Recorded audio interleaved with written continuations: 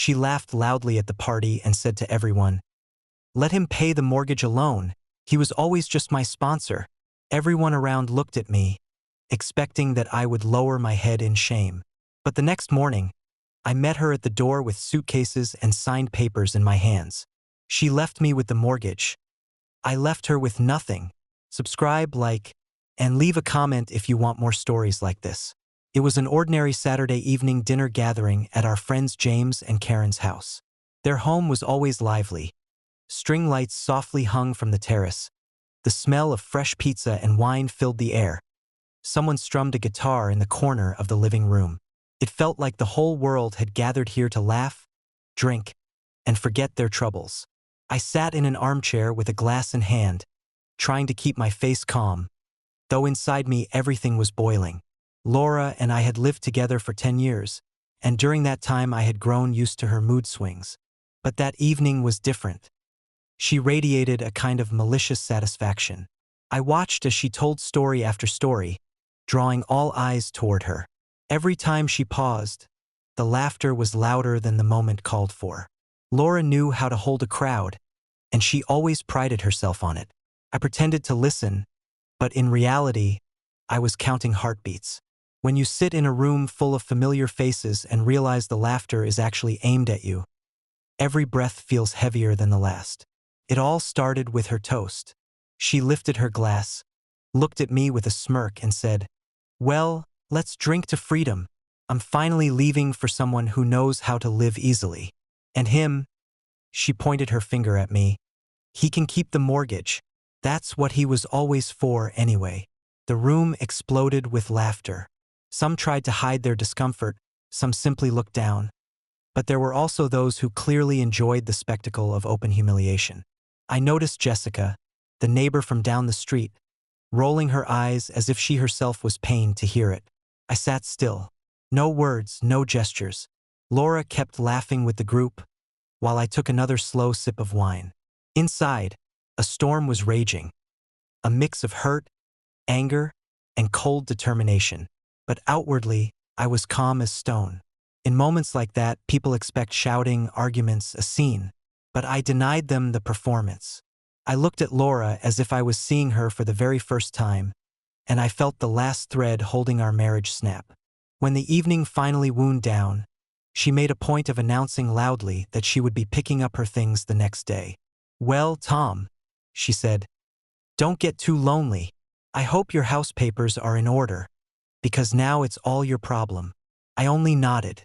Her laughter echoed long after we left our friend's home. She probably thought I was sitting with the taste of defeat. But I already knew. My silence would speak louder than anything else. The night after the party, I barely slept.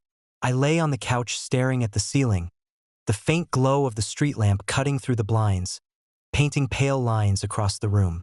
The echo of Laura's laughter still rang in my head, not because I cared about her words anymore, but because of the way everyone else had looked at me when she spoke. Pity, amusement, that sting of being reduced to a joke in the eyes of people you had once called friends. But instead of breaking me, that humiliation hardened into something else. I knew I would never again allow her or anyone else to think I was weak. Around 3 in the morning, I stood up, poured myself a glass of water, and stared at the stack of unopened mail on the counter. Bills, mortgage notices, a reminder of the chains she thought she was leaving me in. I smiled for the first time that night because in that moment, I realized those chains didn't hold me. They held her. She believed she had trapped me. But the truth was that I had something she had never even considered: the ability to act quickly and quietly. She loved to perform, to humiliate, to play to an audience. I had no need for an audience. My revenge would be silent, calculated, and devastating. By sunrise, I was already dressed, drinking coffee as the world outside began to wake up. The house was quiet except for the faint ticking of the clock on the wall. I looked around at the furniture, the photographs, the little pieces of a life that had once meant something. Now it was nothing but a stage where she had mocked me. I made a phone call to a realtor I had worked with years before, a man named Patrick. He picked up on the second ring, his voice groggy but alert when I told him who it was. "Patrick," I said, I need to sell fast. Today, if possible. There was silence for a moment, then a short laugh. You're serious? He asked. Dead serious. His tone changed immediately. Give me an hour. I'll be there. True to his word, Patrick arrived before 8. He walked through the house, taking notes, snapping quick pictures, asking a few questions. If you're willing to let it go slightly under market, he said, I can have this wrapped up before lunch. I've got a buyer who's been waiting for something in this neighborhood. I didn't even blink. Do it, I told him. He looked at me carefully, probably wondering why I was in such a rush, but he didn't ask. That was why I trusted him. By 10, the papers were on the table. By 11, they were signed. And by noon, the money had already been wired to my account. Just like that, the house that Laura had mocked me over was no longer mine to worry about. The so-called burden she had so proudly declared she was leaving behind didn't exist anymore. I had turned it into freedom. I spent the rest of the afternoon quietly going through my belongings. I packed only what I needed: clothes, a few books, some personal documents, and my father's old watch. The rest I didn't care about. As I placed the watch carefully into a small bag, I felt a strange calmness settle over me. There was no anger left, no despair, only a clarity that I hadn't felt in years. I thought about Laura, probably still laughing somewhere, telling her lover about how she had left me stuck with the mortgage. I almost wished I could see her face when she realized just how wrong she was. Almost. But the truth was, I didn't need to be there to witness her downfall. She had built her entire world on control, manipulation, and appearances. Taking that from her would be more painful than any shouted argument or bitter fight. Late in the evening, I stood in the doorway of what used to be our bedroom. The bed was still unmade from the morning, her perfume faint in the air, her clothes draped over a chair. For a moment, a memory hit me. Us, laughing here years ago, when everything felt new and unbroken. But the memory was gone as quickly as it came. The woman I had married no longer existed, if she ever truly had. In her place was someone who saw me only as a paycheck, a sponsor, a safety net. She had underestimated me. She thought I would cling to her, beg, or crumble. Instead, I had already erased her victory before she could even collect it. The weight I had carried for years lifted, replaced by something sharper: resolve. When the clock struck midnight, I sat alone at the kitchen table, sipping the last of the coffee from the morning. The papers from the sale were neatly stacked in front of me, a symbol of the choice I had made. Outside, the world was silent. Inside, I felt a steady calm in my chest. Tomorrow would come, and with it, her arrival to gather her things. She would expect tears, anger, or desperate pleading. What she would find instead was something she could never control. I let the silence of the house wash over me, and for the first time in years, I felt entirely free. Morning light spilled through the curtains, bright and sharp, cutting across the living room where I sat waiting. The documents from the house sale lay in a neat folder on the table, my bags packed and resting by the door. I had been awake for hours, not from nerves, but from anticipation. The quiet of the house was different now. It no longer felt suffocating. It felt like a stage set for a final act. Around 9, I heard the sound of tires on the driveway, followed by the slam of a car door. Her voice carried even before she stepped inside, loud and confident, as if she were already playing to another audience. Tom, I'm here to get my things. Don't start moping, it won't make me stay, she called out, her heels clicking across the tile as she made her way into the house. I didn't answer. I simply sat, hands folded, watching the doorway. When she finally appeared in the living room, dragging one of her oversized handbags, she looked at me with that same smug smile she had worn at the party. Oh, you're actually up early. Guess you couldn't sleep knowing you'll be drowning in bills without me. She laughed as she tossed the bag onto the couch. Well, don't say I didn't warn you. You always loved playing the responsible one. Now it's all yours. She pulled out her phone, tapping on the screen, clearly ready to send a triumphant text to her new lover about how pathetic she thought I looked. But then she noticed the folder on the table. Her smile faltered just slightly. "What's this?" she asked, stepping closer. I didn't move. "Papers," I said evenly. "You should take a look." She reached down, flipped open the folder, and began to skim the first page. For a few seconds, her expression didn't change. Then the color drained from her face as the words registered. She read the date, the signatures, the final confirmation. Her head snapped up. You sold the house?" she stammered.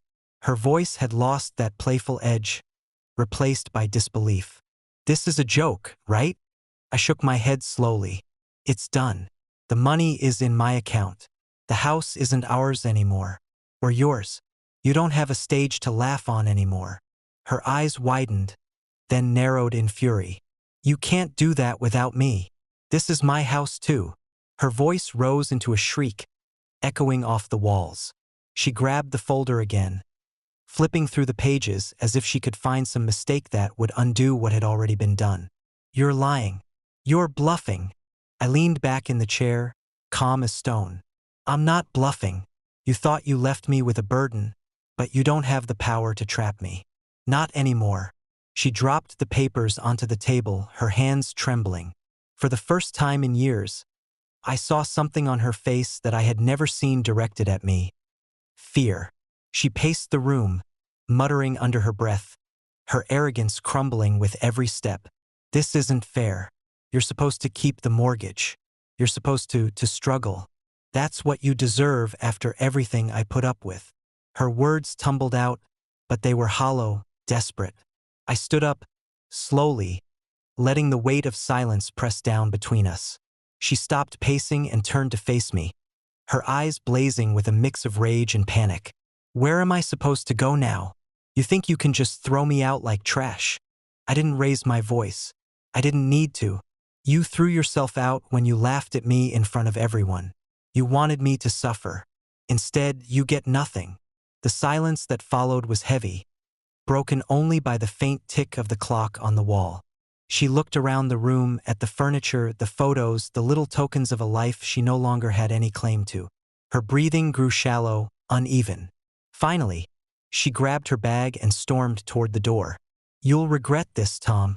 You'll regret it when you realize you have nothing left either." I followed her with my eyes but said nothing. At the doorway, she spun around, expecting me to crumble, to beg her to stay. But all she saw was me standing calm, steady, untouchable. She slammed the door so hard the windows rattled, and the sound of her car peeling out of the driveway faded into the distance. I stood there for a long time, staring at the closed door. The house was quiet again, but it was a different kind of quiet. It wasn't the silence of emptiness. It was the silence of freedom. I walked back to the table, picked up the folder, and slid it into my bag. The house no longer mattered, and neither did her absence. What mattered was that I had taken back control of my life. I had cut the last string she thought bound me, and in doing so, I had left her with nothing. I sat down in the empty living room, sunlight warming my face, and for the first time in a long time, I smiled. After she left, the silence in the house lingered like a presence, thick and undeniable. I didn't move for a long while, letting it settle over me. It wasn't the silence of defeat anymore. It was a silence filled with power, the kind that grows after a storm has passed and left the world washed clean. I poured myself a glass of water and sat by the window, looking out at the yard I would never have to mow again, at the driveway that no longer tied me to a life of resentment. For years I had thought of this house as a symbol of stability, of marriage, of the life Laura and I were supposed to build together. Now it was nothing more than a transaction completed, a burden lifted, a door closed. The money was already secure in my account, a reminder that sometimes walking away doesn't mean losing, it means finally winning. By the afternoon, I began to notice the weight that had been pressing on me for so long was gone. I didn't feel the dread of bills waiting to be paid or the suffocating thought of years chained to a mortgage with someone who despised me. I didn't feel the ache of betrayal anymore either. It was as if Laura's laughter at that party had been the last weapon she had, and I had stripped it from her with one quiet move. The house was gone, and with it, every string she thought she still controlled. I imagined her sitting somewhere, trying to explain to her lover how the plan had backfired, how she had miscalculated. The same woman who had announced to a room full of people that I was just her sponsor now had nothing left to sponsor her life. The thought didn't bring me joy so much as peace. Her downfall was no longer my concern. It was simply inevitable. That evening, I packed the last of my things into the car. Clothes, documents, the watch my father had left me. Nothing more. The rest of the furniture and belongings would belong to the new owners now, a clean slate for someone else to build a life in. I took one final walk through the rooms, not with sadness, but with a strange sense of gratitude. This house had shown me the truth about the woman I had married, had forced me to confront the reality I had been too blind to see. Without these walls echoing her scorn, I might have stayed in the trap longer. Now, as I closed the front door behind me, I knew I was stepping out not just of a house, but of a past that no longer held me. I drove aimlessly for a while, windows down, the cool air rushing in. Every mile put more distance between me and the wreckage of the marriage I had endured. I stopped at a small diner off the highway, the kind of place where nobody knows your name and the coffee is always hot. I sat at the counter, ordered a slice of pie, and listened to the hum of conversation around me. Strangers laughed, argued, told stories of their own lives. It struck me how small my problems seemed in comparison to the vastness of the world. Laura's betrayal, her mockery, her smug toast. They were already fading into the background noise of memory. I wasn't the man she had tried to humiliate anymore. I was the man who had walked away before the trap could close, the man who had turned the tables without raising his voice. As night fell, I pulled into a motel and checked in under my own name, no longer needing to answer to anyone. I lay on the bed, the sound of traffic outside lulling me into a kind of meditative calm. For the first time in years, I felt like the master of my own story. There was no mortgage chaining me down, no scornful laughter echoing in my ears, no constant fear of the next cruel word or gesture. Laura had thought she left me with nothing but debt. In reality, I had left her with nothing but the emptiness she carried inside herself. The irony of it was perfect, but I didn't dwell on it. What mattered was the lesson I had learned. Silence can be sharper than words, and calm action can speak louder than any outburst. In the days that followed, I didn't hear from her. No calls, no messages, nothing. I assumed she was too busy trying to salvage her pride, too furious to admit to anyone how quickly her plan had crumbled. And that suited me just fine. The fewer reminders of her, the better. I began to think about where to go next, what kind of life I wanted to build without the weight of her shadow over me. For the first time in a decade, the future didn't look like a prison sentence. It looked wide open, like a road stretching into the horizon. One evening, as I sat alone watching the sun sink low over a quiet parking lot, I realized something. I wasn't angry anymore. I wasn't bitter. I was free. Laura had tried to break me, to turn me into the butt of a cruel joke. But in the end, she had only revealed her own emptiness. And me? I had learned that sometimes the most powerful response isn't a scream, or a fight, or even a clever comeback. It's silence. It's patience. It's waiting for the right moment to move, and then moving so decisively that nothing can stop you. That was the real revenge. Not destroying her, but saving myself. And in that moment, as the last light faded, I knew this truth. Sometimes silence is louder than any roar, and walking away is stronger than holding on. Subscribe, like, and leave a comment if you want more stories like this.